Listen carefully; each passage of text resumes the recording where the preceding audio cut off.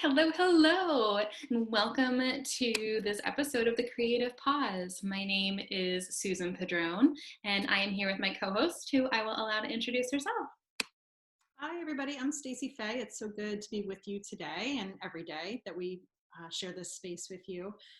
We hope that this episode brings you a smile, brings you some joy, or just a way to kind of ground into your day for, even if it's for a moment, if you're running ragged for the rest of the day.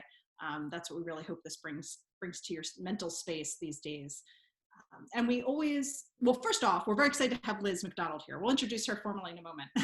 But all of us who are stuck in our houses are like chomping at the bit, I think, to do some more decorating and moving things around and dreaming of the bigger projects that probably are tabled for a bit of time, right? Until we can interact with people again.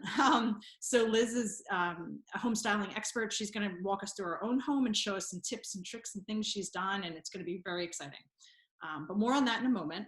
Before we get there, we always start with just asking you how you're doing. And if you've watched former episodes, you know that Susan and I share, and we invite the guests to share, with the intention of just keeping this real and genuine and acknowledging that all of us are on the roller coaster, each day or each hour, with this pandemic that we're going through. So I'll start. I'm just gonna put two things out there that happened today that sort of signal, I think, a pretty regular day for me lately. I'm 38 weeks pregnant, first off, so let's just put that out there. So I'm very pregnant. So on the difficulty of pregnancy side, I actually today got an email from Penn Medicine, because that's my hospital, asked me to be part of a research study about resilience and trauma in pregnant women going through the pandemic. And I read that email and actually shared it with my sister-in-law, who was also pregnant. I said, if this isn't indicative of the times we're in, I don't know what is. So there's that, right? I have the reality of I'm going through this in a pandemic. It's not easy. There's a lot of anxiety and things. But then right before the show, my toddler son brought this in, which my husband obviously ordered these off Amazon recently. And I couldn't get them back at Easter because, almost none of us could, I think. But I love Peeps. I know they're all artificial and terrible for you, and I don't care. I love them. And this just totally made my day. So there's a lot of that too, of where can you find the little bits of love and humor and laughter in each day. And I literally got this in my hands right after I read that email, and I just laughed. I'm like, well, that's that's the time we're in, right? So anyway, if you're having a hard day, I totally get it. My hormonal pregnant self understands that completely, and hopefully there's been some kind of humor in your day or something light that either in this day or in this time that you can kind of focus on and allow you to get through. So anyway, that's all for me. How are you doing, Susan? Oh my gosh, Stacey. I love that you love Peeps. I love Peeps. I have said for, I don't even know how long now, but I stand by this, and feel free for anybody else to fight me on this, but Easter candy surpasses Halloween candy. That's my mic drop moment for right now. Cadbury cream eggs, Zittner's eggs, Peeps. I live for, not live for them, but I love them. So when you held up your Peeps, I was like, yes, Stacey, just another way that we connect in deep ways that not all people will understand, but I appreciate it. I am grateful for it. That's amazing. So how am I doing today? Back to your original question. And also, I'm going to circle back one more time before I answer. That email from Penn Medicine, holy cow. I know that not everybody can see me if you're watching the recording, but I was shaking my head, just in shock, I think. And just, I can't imagine, being a mom. My heart goes out to you and all of the other pregnant moms who are going through this right now. It's crazy. It's just crazy. I have no words. But how am I doing? I feel like today has felt mostly normal-ish, somewhat normal-ish, which has felt good. I prepped and made dinner before coming on for the show. Was able to like get a lot done. My son was in a good mood, so like we had a lot of fun together. My husband was feeling good, so like we've had good conversations. Like it felt like a somewhat normal-ish day, which just felt good. Um, and I just feel like I've been able to approach a lot that's been just coming across my day in a pretty level-headed way, and that's all felt good. But not every day is like that. So I am grateful for feeling this way, and um, I'm just going to appreciate that for now. But Liz, how are you doing? I am actually doing really well. I have been doing my best to live in a constant state of gratitude during this time. It weighs heavy on my heart that there are a lot of people suffering right now and that it's not good for a lot of people. But in my little world, I have really enjoyed this time. I'm an ENFP through and through on the Myers-Briggs scale, which means that I like operate 8 million feet above the earth and a million miles a minute. So I am always running all over the place. I'm always doing too many things at one time. And this whole situation has forced me to slow down in a way that I have wanted to slow down for years, but just haven't because it was status quo for me to be moving so fast. So I'm just really grateful that I have the extra time with my family. I'm grateful that I've been forced to work with clients in a new way. I've been better about all of the things in my business that I struggle with. I am a very creative person. So the day-to-day of invoicing and emails and all of the things that I hate doing, I've had such an opportunity to do more of them in a more creative way. So it's helped me to tackle all of the things that make me just feel eh, and now I feel so much better about them. So personally, I've really enjoyed this time. I'm going to be a little sad when we have to go back to the hustle and bustle of what it was. It's nice not having to get up and shuffle the kids to school. It's really nice getting to eat all the meals together. That makes me happy. I've just been looking for all of the joy and then donating money where I can to help the people that are suffering. That's kind of helped me assuage the guilt of like feeling really good about this time, is just donating where I can to help the people who are having a hard time. But I'm enjoying it. I hate to say it, I really am, but I am enjoying it.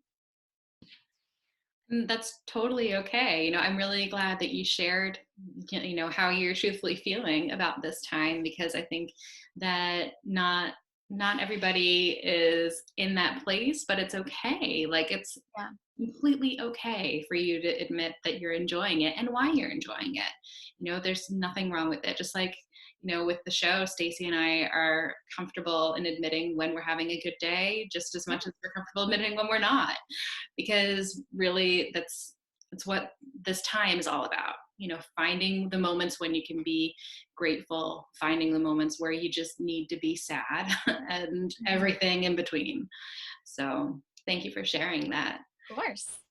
So now what I would love to do is share my screen so I can pull up the quote that Liz shared with us. And the quote says, "As you start to walk on the way appears." And that's by Rumi.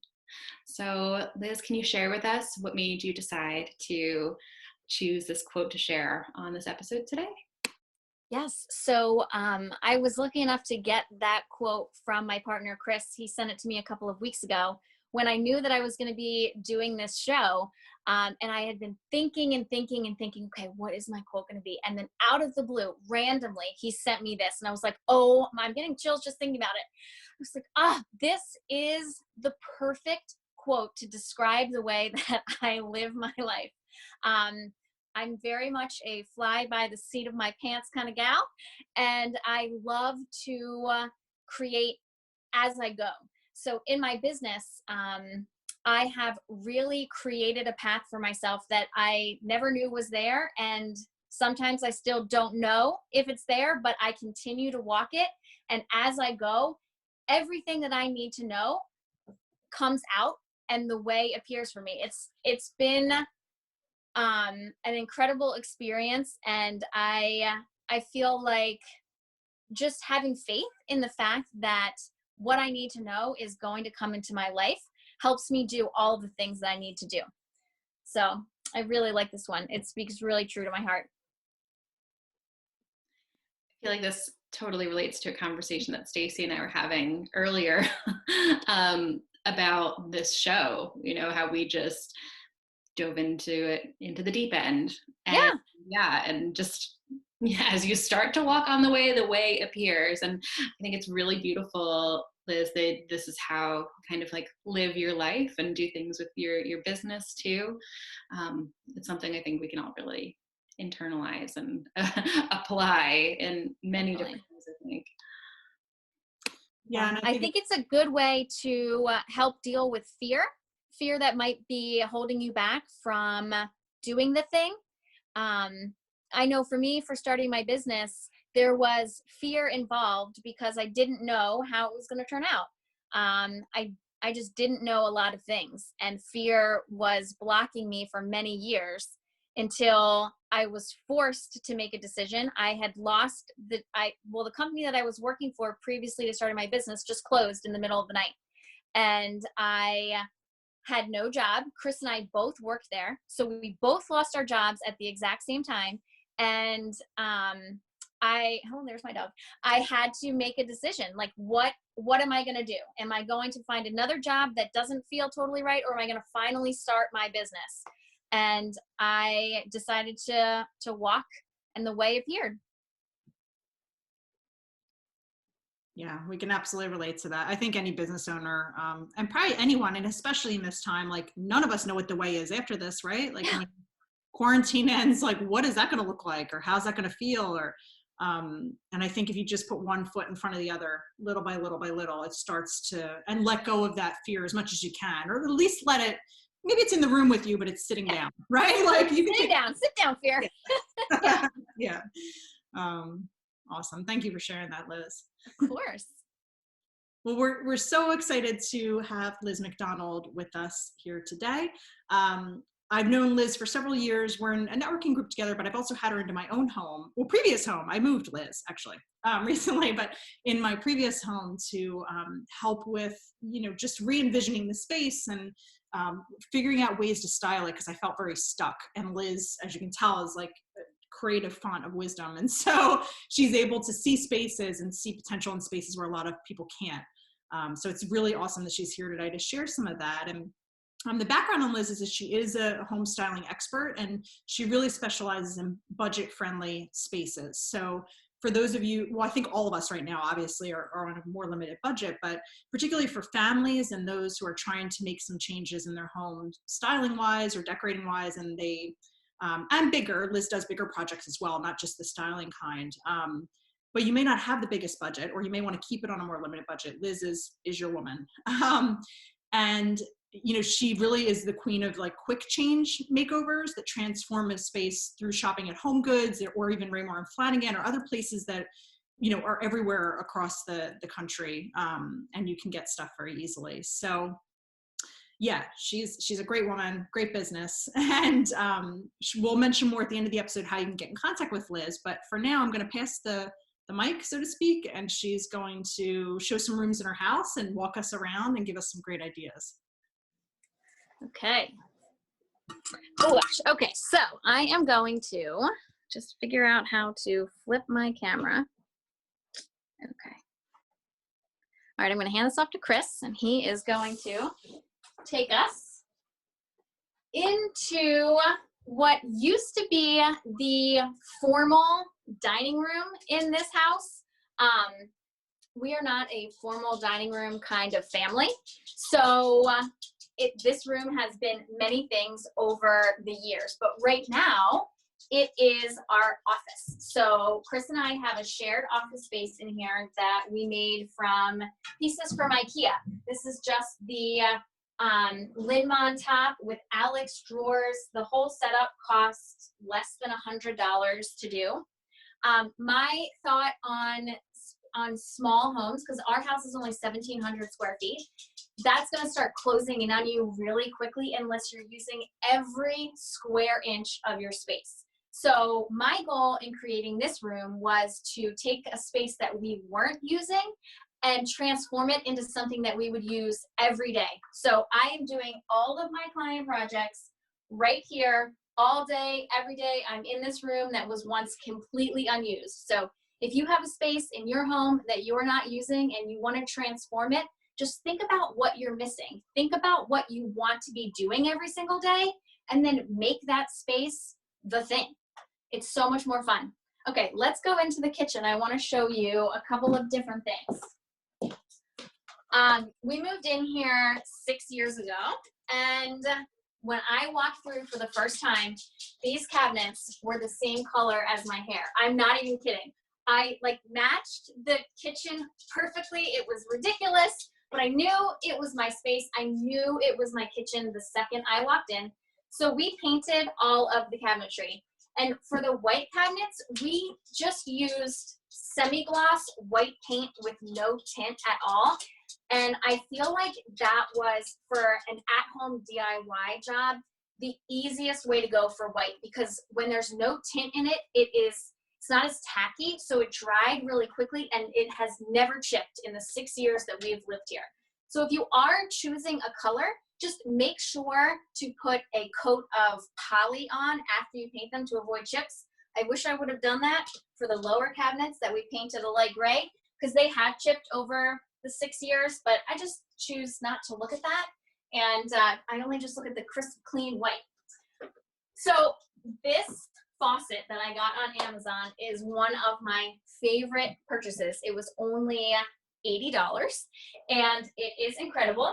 Not only does it look beautiful, it has this awesome like pull down nozzle, which is really cool, and it has a touch sensor, so you can turn it on just by touching it, which makes it awesome for kids to wash their hands because they can reach it. If your hands are all disgusting, filled with all sorts of things, you can touch it with the back of your hand, and it works. It is awesome. And for everyone that's watching, I'm going to be putting together a pin board of all of the things that I'm talking about in the house. So I will link that. It's still available. It's a great buy. We installed it ourselves. Yeah. So the one regret that I have in this kitchen is when our old fridge died, which was original to this kitchen. It fit into this area perfectly. We kind of had to cut some stuff out. And we got a stainless steel fridge. I made the terrible mistake of getting one that is not fingerprint resistant. Ugh. So if you're in the market for a fridge, please do yourself a huge favor and get one that is fingerprint resistant. I did not, and it gets disgusting very quickly. But one of the amazing things that I've learned to keep it clean is to use olive oil. So you'll want to take a high quality paper towel, like a Bounty paper towel. That's the best one that I've used, and put a little olive oil on it. And you literally will just rub it on here and the fingerprints will come off. I'd suggest maybe Googling it for a second and taking a peek at someone doing it. That's how I learned how to do it. It really works. I promise it works.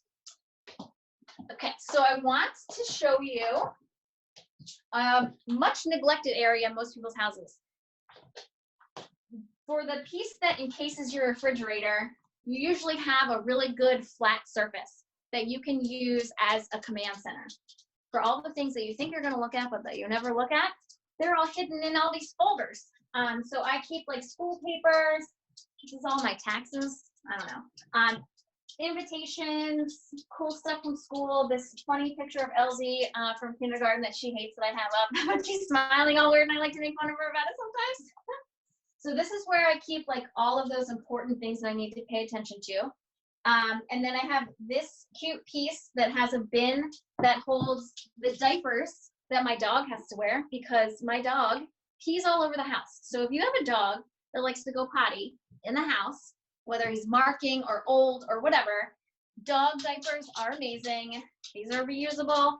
They work really well. We have like a diaper genie for them that I use and then just wash them when they get too disgusting. So yes, there's dog diapers in here and other dog things. And then a little bin for shoes that most people never put their shoes in. And I'm the one that always has to go around collecting the shoes and putting them in there. But I'm sure most of us have the same. See, Chris just gave me the finger. Okay. So I'm sure most people live that same life. And then because we have such a small house with no mudroom or anything like that, I need to keep all of the dog items easily accessible and unfortunately in view. So this cute little thing is from Target. It is fun because I was able to decorate it and make it look less gross. And I'm able to hang all the cute little dog things from right here. That makes it really easy to access them quickly. Wait, and Liz, before you move on, I see you've painted your door. Yes. Anything you want to say about that? I've always wanted to maybe paint the door a different color than like the rest of the interior of the house. Any thoughts on that? Yes. Okay. So this is another one of those things that took me forever to do. It was the same color as my hair for many years, and then we painted it black. So I'm a huge fan of painted interior doors. I'm going to show you a couple more as we move through the rest of the house. But it took like a half a day to paint. We did the inside and the outside, and I would always recommend that as a super quick update. And it's really cost effective as well. Just make sure you get a good brush. That is the one tip that I have. Like, don't cheap out on the brush. Spend a little bit more money. Get one that has like an angled edge to it, and then you're good to go. Okay. So I want to show you guys this light fixture really quickly. It is really cute. It's currently out of stock. I'm gonna link it anyway because it was only 40 bucks. So when it comes back in, I feel like it's such a steal. It was a light fixture that you're supposed to hardwire into the ceiling. But in this area of my kitchen where we need a lot of light, and I didn't have like a electrical hardwire light source up there, we cut the wire and fused it together with an extension cord so that we were able to plug it in. We followed a great tutorial on YouTube, which I'll also link. So if you find a really great light fixture that you need to plug in instead of hardwire, it is really simple to convert that. So if you just follow along on the tutorial, really anyone can do it. I promise. I promise. So now we are in the family room, and I have this really cool convertible couch that's it's just like the coolest piece that I have seen. I love all of the extra features that it has. So again, 1,700 square feet. We don't have a ton of storage. This side lifts up, and you can put stuff in there. Elsie's air track and some blankets are in there. And then this guy, it pulls out, and this thing pulls up, and you have like this awesome loungy bed thing. The dogs really love it too. But it's great if you have company over, if you don't have a guest room. It's really comfortable. It's also great for movie nights. We leave this out a lot of the time when we just want to be lounging around. Everyone can fit on the couch. We've had like 6 people at a time on this couch when it's pulled out. So it's a really great one. It's from Bob's Discount Furniture. It's 800 bucks. It comes in this really light gray. And it comes in like a navy blue. And there are a couple configurations. It's this configuration, and then there's one that's more of a sectional. So it's a really great piece at an awesome price, and the fabric is super like performance-y. So if you were to spill anything or that your animals do anything gross, which mine have on this, it wipes up really, really easily. And it's such a good neutral color that it will really go with any decor that you've got going on. Okay, so we're gonna go back into the office real quick because I want to talk about peel and stick wallpaper.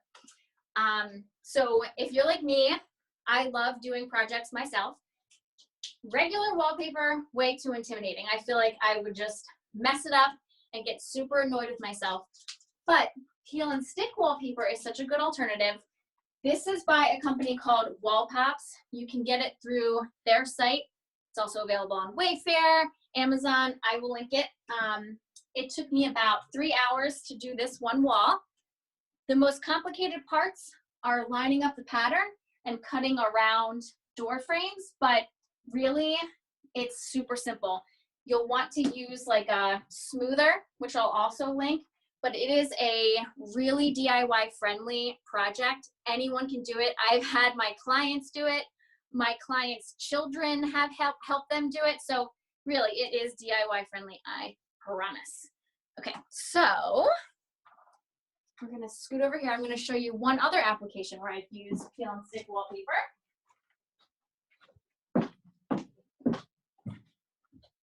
Okay. So I've done it on the stairs. I actually found this wallpaper at Home Goods. I was there one day. I don't even know what I was doing. And I saw the roll and I was like, oh, this is awesome. So I bought it, not totally knowing where it was gonna go. When I got home, I was just standing in front of my stairs for some reason, and I was like, okay, I'm gonna do this.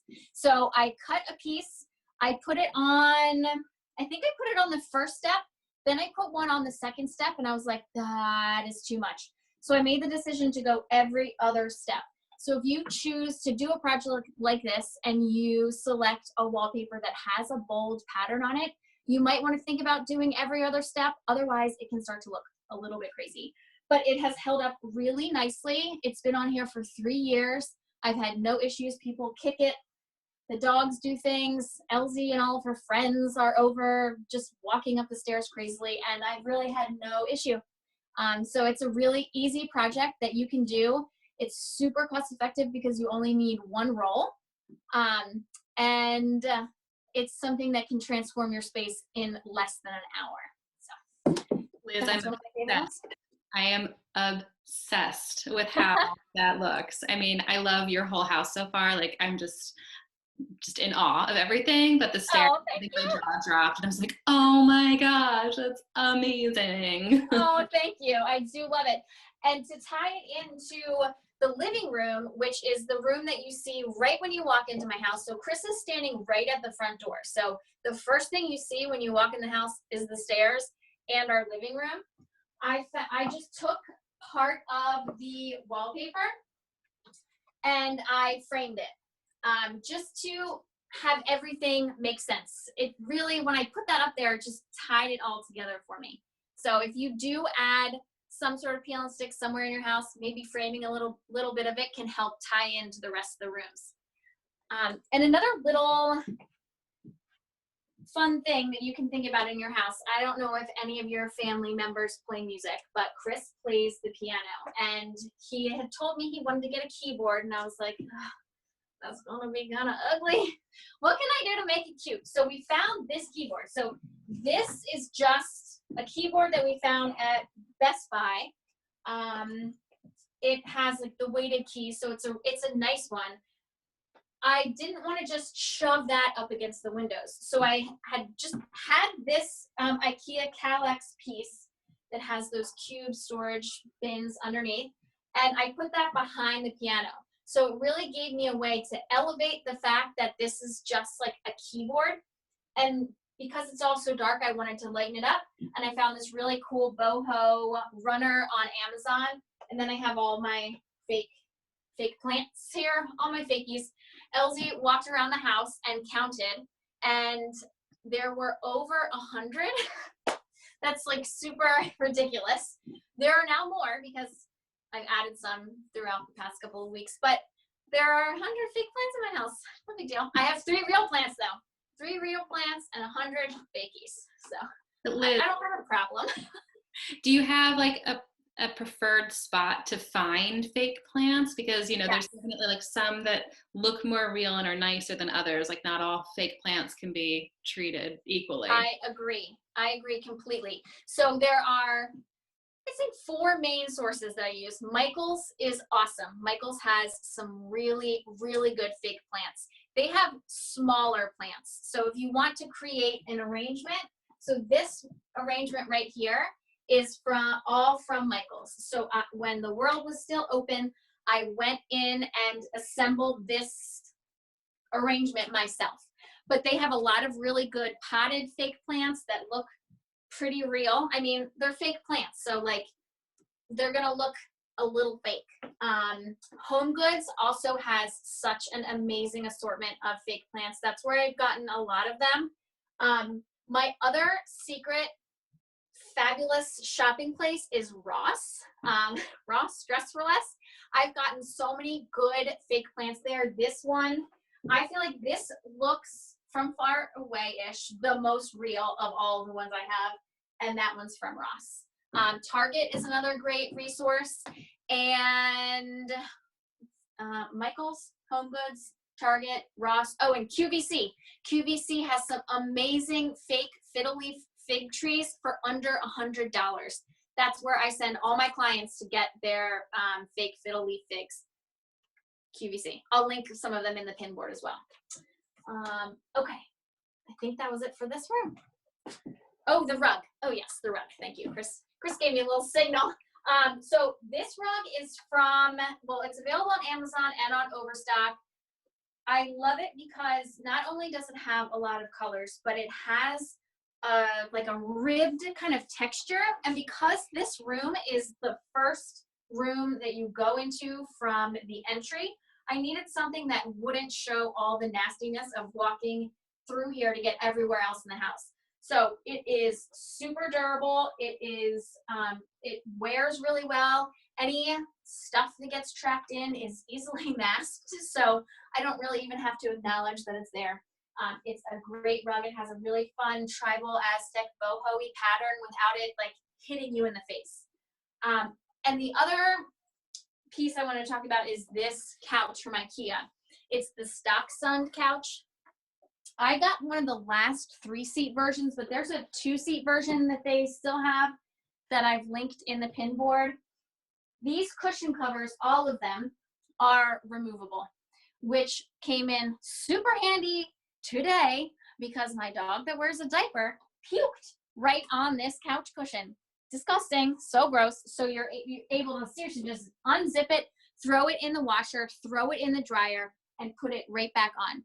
Putting the cushions in is definitely like weirdly wrestling a bear, stuffing a sausage, but it works. You never know that something super gross happened this morning. So no big deal.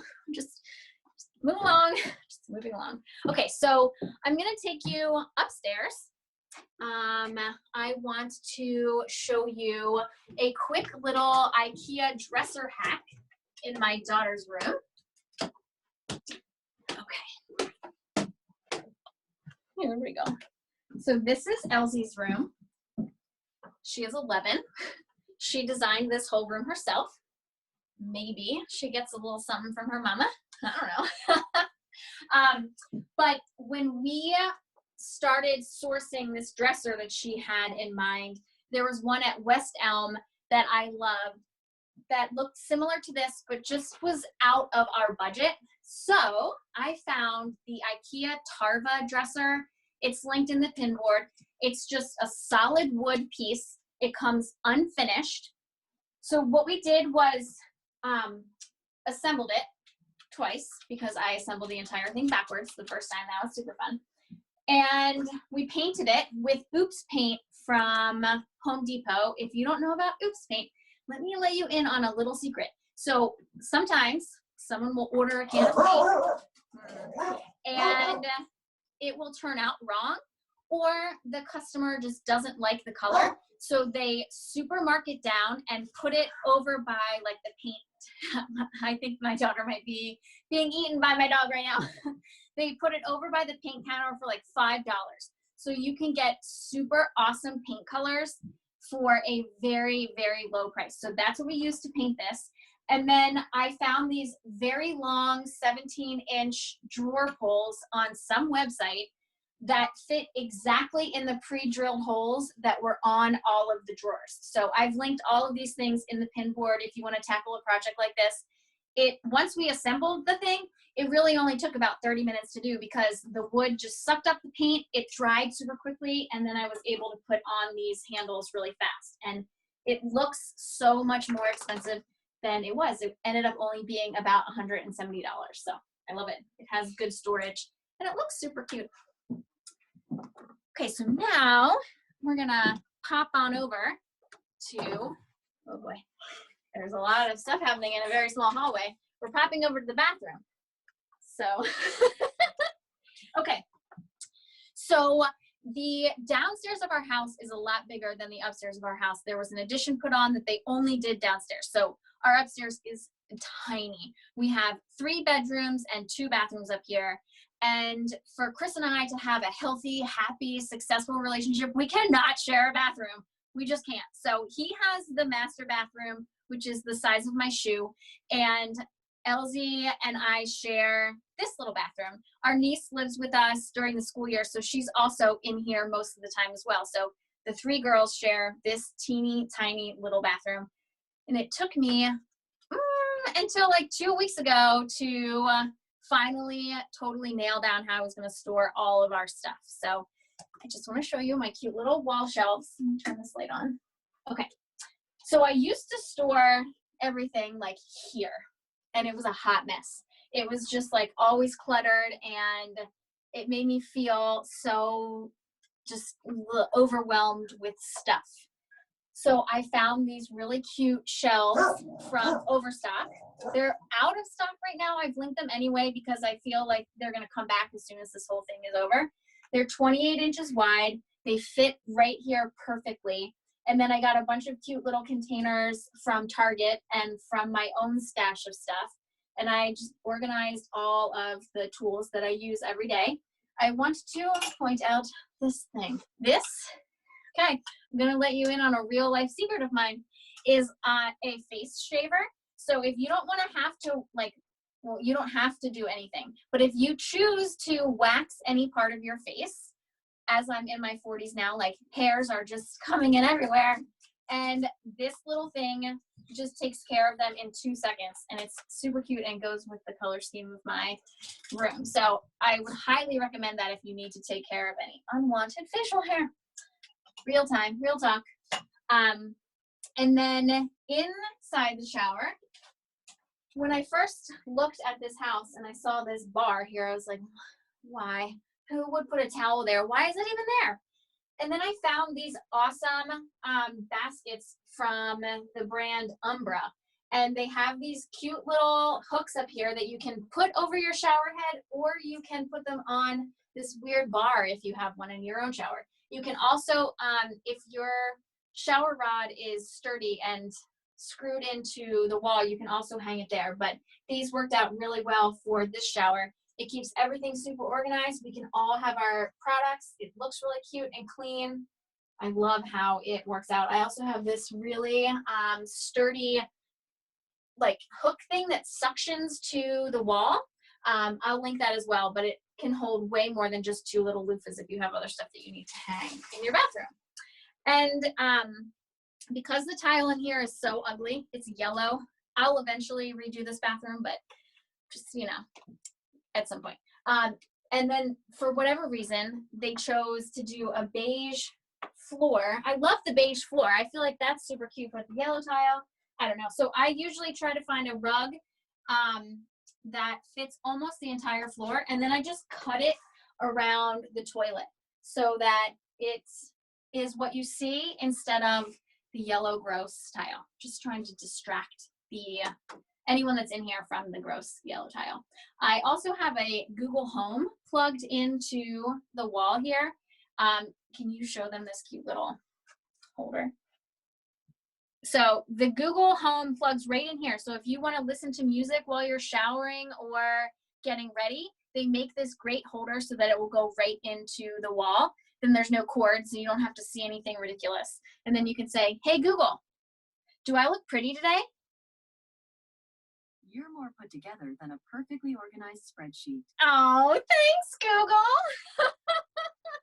I love that. The key to living in a small house and existing in a tiny bathroom is to have a very well-organized linen closet. This will get overrun, and I have to kind of keep up with it maybe once every 2 months, but everything is in a place. Everything has a place. I used a bunch of different bins to organize all my things. At one point, they were all labeled, and now they're not labeled because I know where they are. But my most used items are out and accessible, but still neatly organized. So whenever I'm getting ready, I'm like here the whole time. So that is my key to living in a small space without wanting to kill my entire family. Okay. And now we're going into the master bedroom. If you saw my Instagram story earlier today, you will have seen how much of a disaster it was. I have a really hard time keeping my master bedroom clean. I don't know why. I think it's because I don't spend a ton of time in here. I come up, I'm ready to go to bed. I don't want to have to do anything, so I just like dump all my stuff everywhere, and it gets to be a mess. And it just builds up. So 2 weekends ago, I was like, all right, I'm doing it. I'm cleaning up this room. I wanted to get a new rug. I got some new bedding. I got new pillows. I got everything at Kohl's because they have lots and lots and lots of coupons, and you're always able to get screaming deals if you just wait for the sale or if you have Kohl's cash. So I was able to get all of the bedding and the pillows plus all the stuff over there for like $200. It was amazing. I really scored on the sales and stacking coupons. So Kohl's is a place to go. Everything is linked in the pin board, but just wait to buy it until there's a good sale. So because again, we don't have a ton of storage in here, I added a clothing rack that has all of my current season's stuff. I should probably do a little bit of an edit on this guy because it is a little bit, but it makes it so much easier to put stuff away. I've tried to make it easy for me to put things away. This is better than it was, but having it here just visually gives me the cue to put stuff away. I try to display my cuter things. I always put like one of my favorite shirts in the front. It looks cute. It's super practical. It's very functional. And I love the purpose that it serves. The other way that we built in a little bit of storage, so our house is from like 1960-ish something. And they were all into like these little nooks. They just collect junk. If you saw my Instagram story, this was where that giant pile of clothing was. So a lot of people will want to put a chair in here. I feel like the chair is a magnet for a dumping ground. So I got a storage bench. This is a great one. This is also from Kohl's. It is fake leather, and it's a great brown color. It has storage in it, so like all my bags and travel stuff is packed right into that. It's a cute little seat, and hopefully I will not junk it up. I don't know, but I'm hoping that I won't. And then I added all these cute little planty things from Target. They were not in LZ's original count, so there are at least 104 now. And just to show you in real life how much I like hate putting things away, this suitcase right here is packed with items from a trip that I took in December. I still haven't unpacked it. It was a trip to a warm climate. I haven't needed any of those things yet, so there it has sat for like 5 months. No big deal. No big deal. I feel like and a mourning period or like a grieving period that happens like after a vacation, because I'm guilty of it too, where like I don't want to put anything away, like I don't want to unpack because you're like holding on to that vacation feeling, and if you unpack it, like it becomes real that you're home or something. So I know. I understand that. Yeah. And the last thing I wanted to talk about real quick is this cute little ceiling fan. So we have this in this room and another room in our house. It's really powerful and it's beautiful in its color. The blades are like a natural wood color. The light that it gives off is really nice, and it is about $100. So I will link that as well. It's one of my favorite little ceiling fans that I have ever found. So yeah, so that is my house tour. I hope you were able to learn a little something, and you can always hit me up on Instagram with any questions that you have. You can comment below. You can ask me any questions whenever. I love to post before and afters, so you can kind of see my whole vibe is this like lightening and brightening situation. I really like to bring light into a space and help people figure out how to use as much as they already have, and then bring in key pieces that don't break the bank. That's awesome. I'm so excited you have the Pinterest board because it's, yeah, like my wheels are turning and you can kind of like grab things off of there, which is amazing. Um, Yay! and yeah, anyone who's watching, please like send us before and after also, because we would love to share, Yes. how you're sprucing things up. Liz, I had a quick question, which is when you're painting, like when you painted your kitchen cabinets, for instance, do you have to prep the surface or anything else? Or is it like, what's the process like for that? So there are two things you can do. You can either prep or not prep.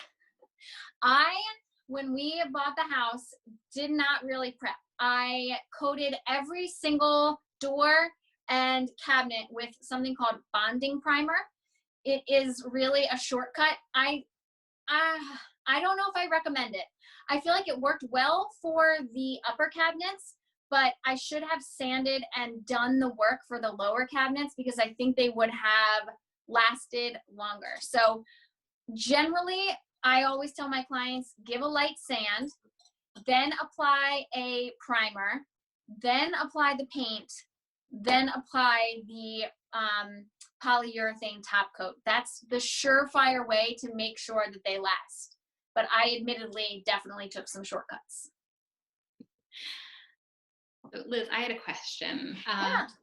Being able to see the majority of your house, like you definitely see elements that like are constant throughout or that like kind of connect the dots and like walk you through. Like when you're planning and decorating, whether it's your house or a client's space, is that something that you're constantly thinking about? Like, do you plan ahead, like what that element is going to be? Or is it something where you just get that moment of inspiration? You're like, okay, that's it. That's what we're doing.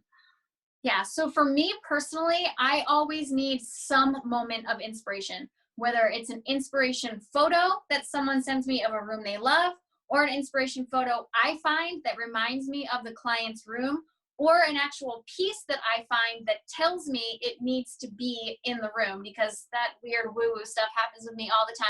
Stuff tells me that it needs to be somewhere, and then I have to put it there, I have to listen to it. So I always need a piece of inspiration, and then I build a plan. So I usually build a room layer upon layer, starting with one piece and then going from there.